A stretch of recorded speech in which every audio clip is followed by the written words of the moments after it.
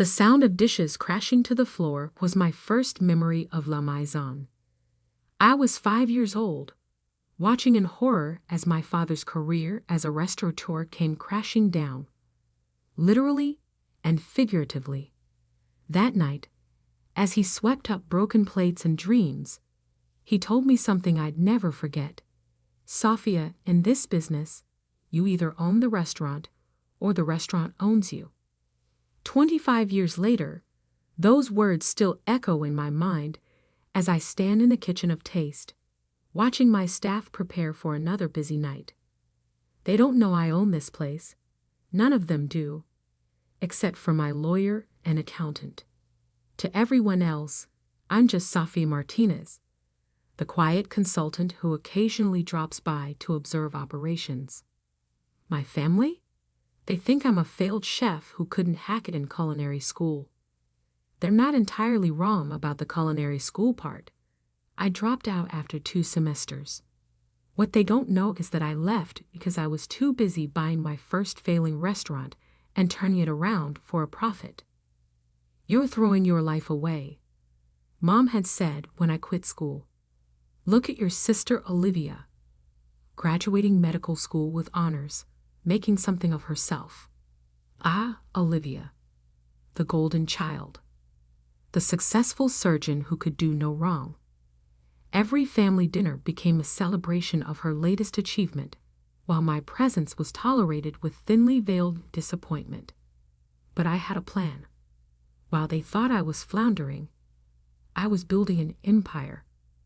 One restaurant at a time, I acquired failing establishments, revitalized them, and either sold them for profit or kept them in my growing portfolio. I operated through a maze of holding companies and LLCs, keeping my name off any public documents. In the restaurant industry, anonymity was power. Taste was my crown jewel. When it came on the market 3 years ago, my family was devastated.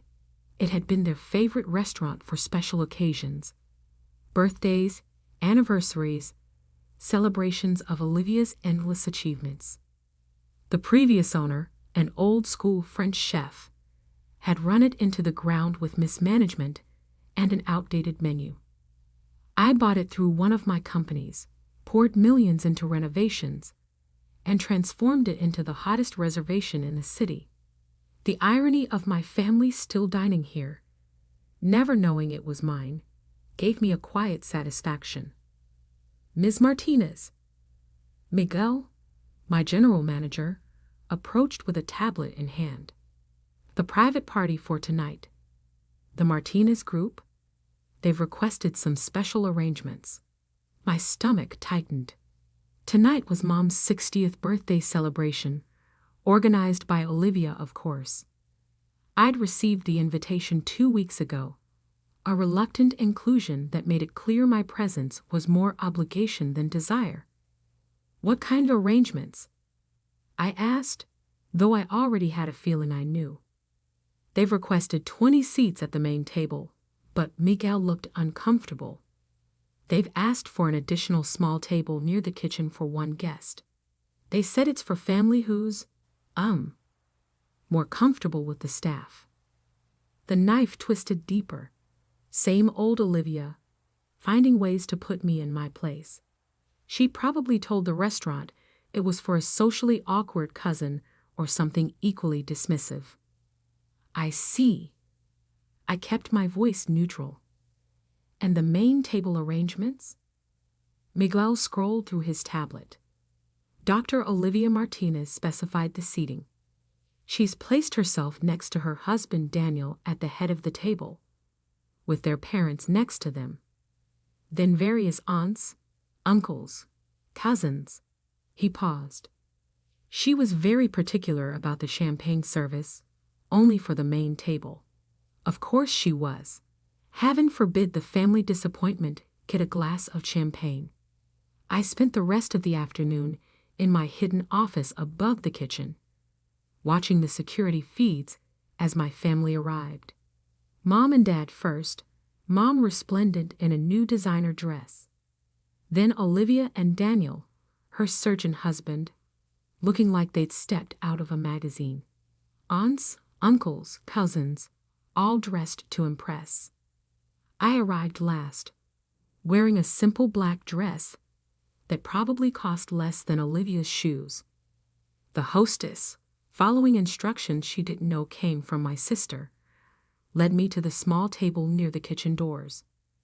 "You can sit here," Olivia said loudly enough for nearby tables to hear. "Where you belong." She smirked, adjusting her diamond necklace. "After all, you always said you wanted to work in restaurants." The rest of the family tittered politely at her joke. Mom looked embarrassed, but said nothing. Dad suddenly became very interested in his menu. I sat down at my lonely table, watching the champagne being poured at the main table, listening to the toasts and laughter. Each time the kitchen door swung open, I caught glimpses of my staff, working with the precision and excellence I demanded when I rebuilt this place. Miguel approached my table, looking nervous. He knew me as the consultant who signed his paychecks, but he'd been instructed by Olivia to treat me like an unwanted guest. "Can I get you some water?" he asked quietly. I looked up at him, then at my family celebrating without me, then back at the manager who had no idea he was speaking to the owner of not just this restaurant, but 5 others across the city. "Actually," I said, reaching for my phone, "I think it's time for some changes to tonight's service." The next few hours would teach my family a lesson about judging books by their covers.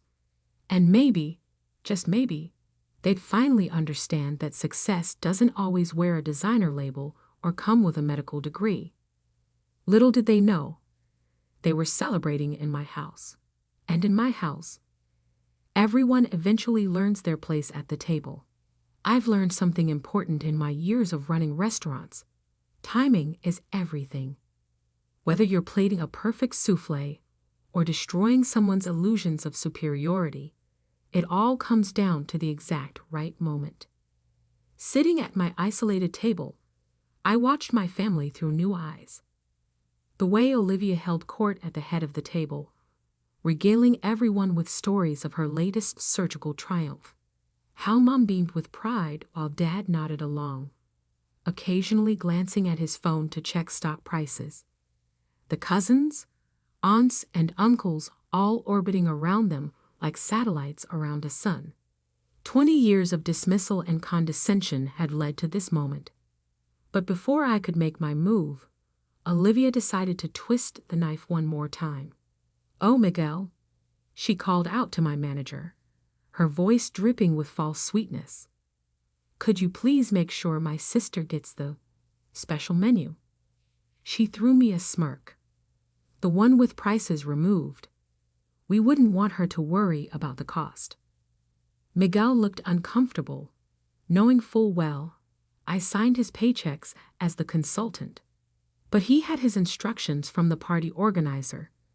He brought me a menu, apologetic eyes meeting mine.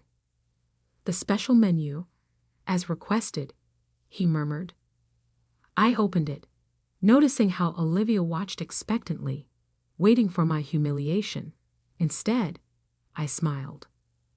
"Miguel," I said clearly, loud enough for nearby tables to hear, "please bring me your wine list, the complete one, including the reserve cellar." Olivia's eyebrows shot up.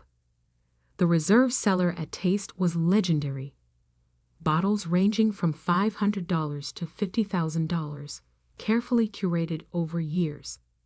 Access was by invitation only, something she tried and failed to obtain despite her status as a regular customer. "Safia," Mom called from the main table, her voice tight with embarrassment. "Don't be difficult. You know you can't afford." "Actually," I cut in, "I think I'll have the 1982 Chateau Lafite Rothschild." I turned to Miguel. "From the private collection in Cellar 3. The room went quiet. Even the regular diners knew about that bottle. $15,000 of liquid history, part of a collection that the mysterious owner of Taste had reportedly acquired at auction. Miguel's eyes widened slightly. He knew that only one person could authorize that bottle. "Right away, Ms. Martinez," he said, a new note of respect in his voice. "Sofia, stop this immediately," Dad snapped, his face reddening. "You can't just order." "I can," I said calmly, "and I will." In fact, I stood up, straightening my simple black dress. "Miguel, please open the reserve cellar. I think it's time we shared some of our best bottles with the entire party." Olivia shot up from her seat. "You can't do that. Do you have any idea how much those bottles cost? They'll add it to Mom's bill. And—" "No," I said softly. "They won't." I walked to the center of the room, where all eyes were now on me. 20 years of being the family disappointment, the failed chef, the cautionary tale. It all ended tonight. "You see, Olivia, there won't be any bill tonight. Not for the wine, not for the food, not for anything." I paused, letting the tension build. "Because you can't charge the owner for dining in their own restaurant." The silence that followed was deafening. I could see the wheels turning in Olivia's head, trying to process what I'd just said. Mom's hand flew to her throat, clutching her pearls. Dad's phone slipped from his fingers, clattering onto his plate. "What? What are you talking about?" Olivia managed finally. I smiled, the same smile I'd practiced in boardrooms and business negotiations. "Let me make this very clear. I own Taste. Not just Taste, actually. I own Le Petit Jardin downtown, Marina Bay on the waterfront, Rustico in the financial district, Cloud 9 at the top of the Anderson building, and Bistro 55 in the theater district." Each name landed like a blow. They knew these restaurants, the most exclusive, most successful establishments in the city. Places where they'd celebrated birthdays, anniversaries, Olivia's promotions. Places they'd bragged about getting reservations to, never knowing their failed chef of a relative signed the checks. That's impossible," Mom whispered. "Those restaurants are owned by the Martinez Restaurant Group." "Yes," I agreed. "They are. Martinez Restaurant Group, founded by Sofia Martinez, incorporated 7 years ago." I turned to Miguel. "Could you please bring my laptop from my office? The one above the kitchen." As Miguel hurried off, I could see the reality starting to sink in for my family.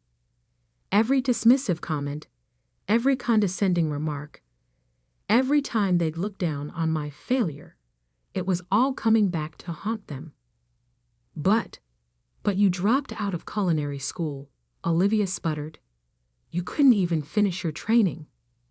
"I dropped out because I was too busy buying my first restaurant," I corrected her. "A failing Italian place in the business district. Bought it for pennies on the dollar, turned it around in 6 months, sold it for triple the investment. Used that money to buy 2 more failing restaurants. Rinse and repeat." Miguel returned with my laptop. I opened it, logging into the restaurant's systems. With a few keystrokes, every screen in the restaurant, the ones usually showing wine selections and daily specials, switched to display the Martinez Restaurant Group's holdings and financial statements. Current annual revenue across all properties, $35 million, I announced. Net profit last year, $12 million. Market value of the restaurant group, approximately $150 million. The numbers hit them like physical blows. I could see Dad, the former accountant, mouthing the figures in shock. Olivia had gone pale, her perfectly manicured hands gripping the edge of the table. "All those times you seated me by the kitchen," I continued, my voice carrying in the hushed room, All those times you made jokes about my restaurant career. I was signing your checks. Every bottle of wine you ordered to impress your friends. Every special table you requested. Every time you dropped my name to get a reservation. You were trading on my reputation without even knowing it. The look on their faces was almost worth 20 years of condescension. Almost. But I wasn't done yet. Because timing, as I said, is everything. And I had saved my best course for last. The thing about revenge, like fine wine, is that it's best served at precisely the right temperature. Too cold, and you lose the subtle notes. Too warm, and it overwhelms the palate. As I stood in my restaurant, watching my family process the revelation of my success, I felt a strange sense of calm. The expensive bottle of wine arrived, and I gestured for Miguel to pour glasses for everyone, even at my former lonely table by the kitchen.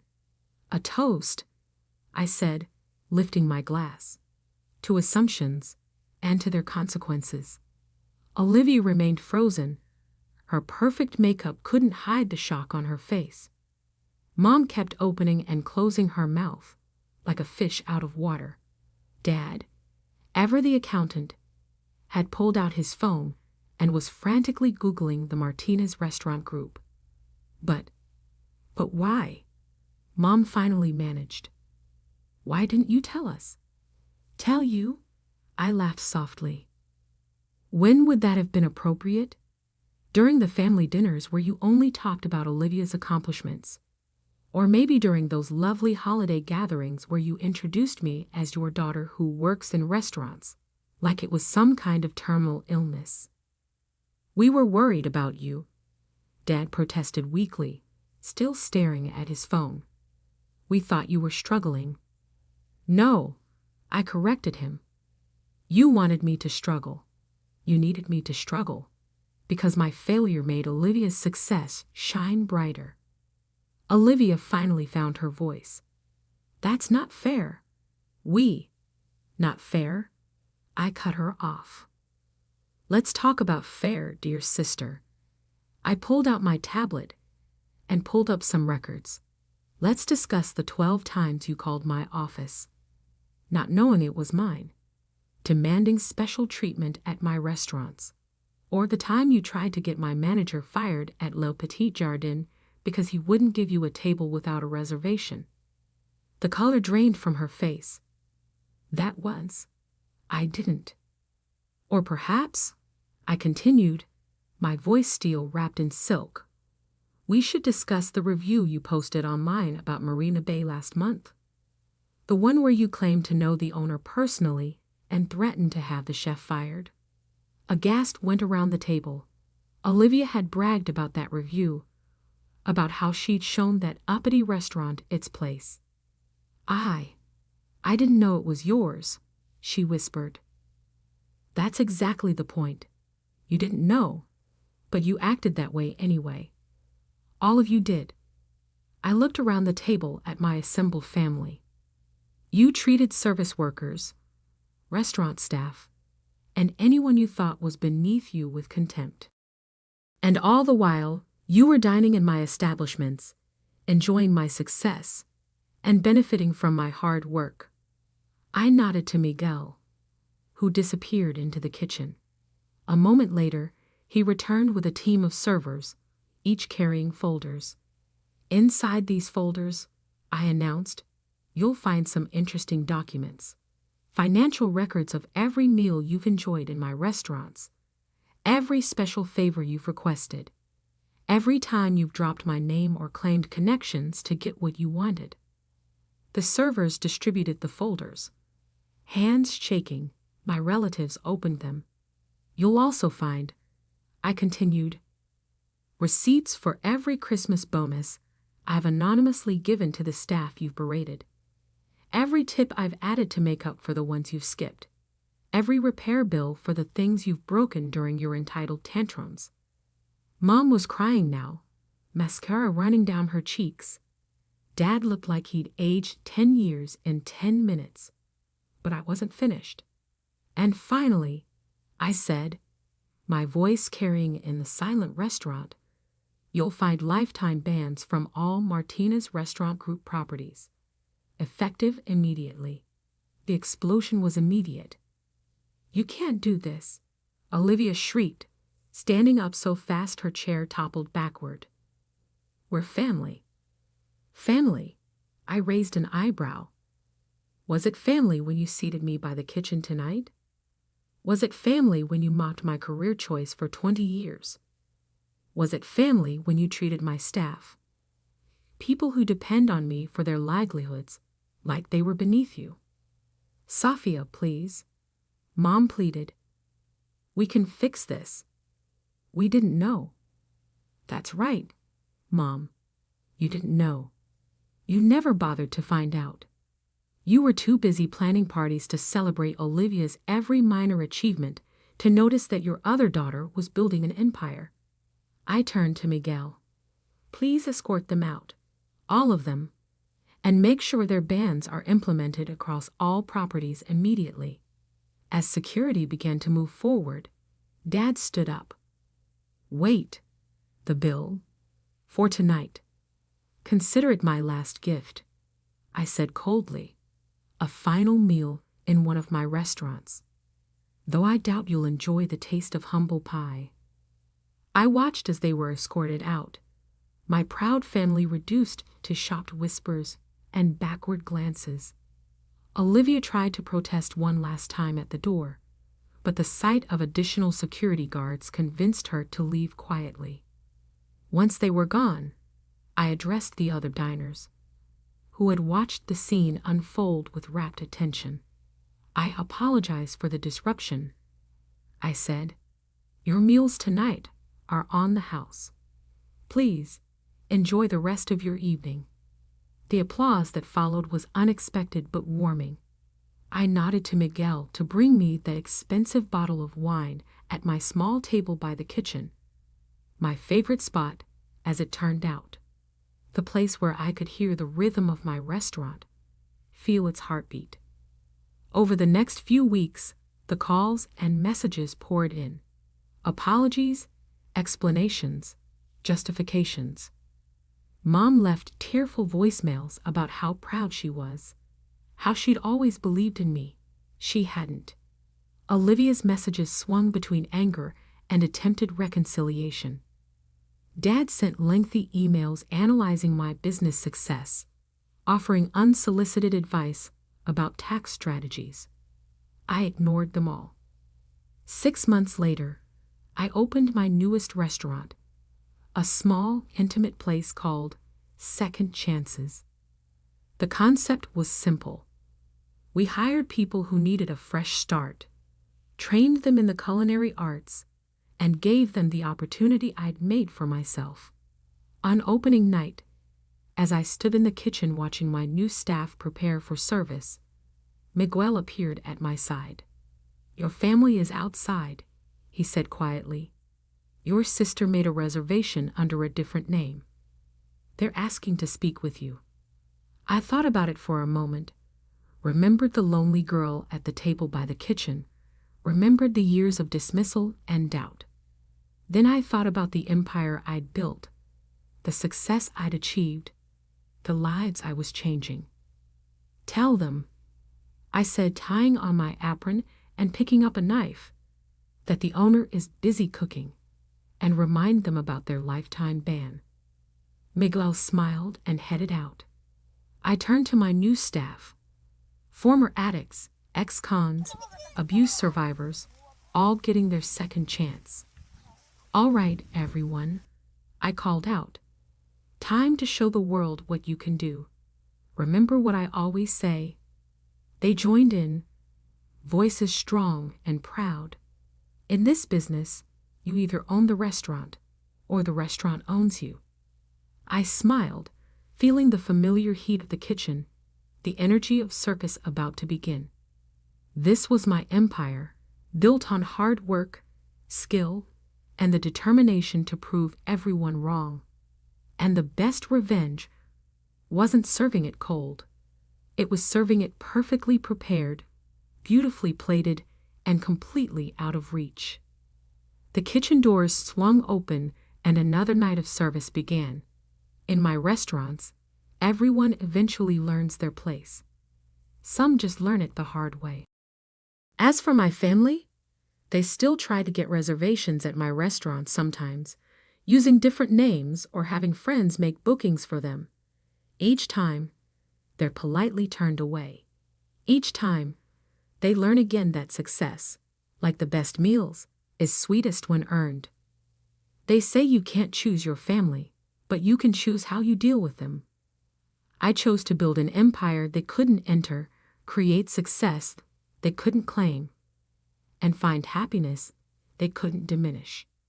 And every night, I still sit at that table by the kitchen, drinking expensive wine and listening to the symphony of a well-run restaurant. It turns out the best seat in the house was the one they thought was a punishment. Sometimes revenge doesn't need to be cold. Sometimes it just needs to be served with perfect timing, impeccable presentation, and a side of lifetime ban.